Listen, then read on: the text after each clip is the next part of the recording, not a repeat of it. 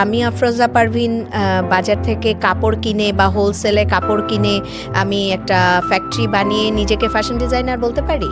এর মধ্যে অনেককেই আমি বলতে শুনি আমি একজন ফ্যাশন ডিজাইনার, বাট আমি না কোনোভাবে ক্যালকুলেশন মেলাতে পারি না।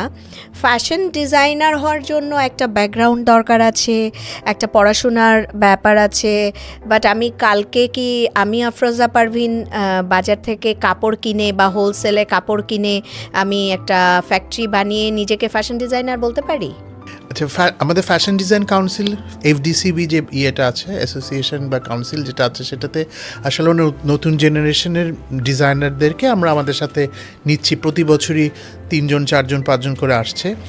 এখন আমি এখন আমরা যখন স্টার্ট করেছি তখন কিন্তু আমাদের এই হোয়াটসঅ্যাপ বা ইনস্টাগ্রাম বা ফেসবুক কিছু ছিল না। আমাদের সবসময় আমরা নিজেরা ডিজাইন করে আমাদের একটা স্টোরে কাপড় রেখেছি, মানুষ এসে কাপড়টা পছন্দ করেছে, ট্রায়াল দিয়েছে, পরে নিজে কমফোর্টেবল ফিল করে তারপর সে তার মতো করে পোশাক নিয়েছে। এখন তো আসলে ফেসবুক খুললে, স্ক্রল করলেই তুমি শুধু দেখবা যে কাপড় ধরে ধরে কাপড় সেল হচ্ছে হকারের মতো। সো আমি এটাকে পজিটিভ দেখি।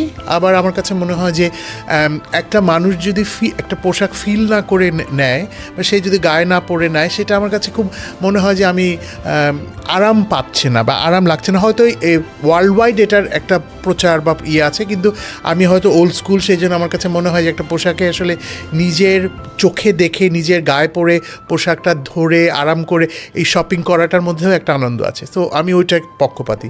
আর 2 নম্বর, এখনকার জেনারেশন যারা ডিজাইন করছে তারা আসলে পাশের জন কী করছে, পাশের মানুষটা কী করছে সেটাকেই একটা কপি করছে।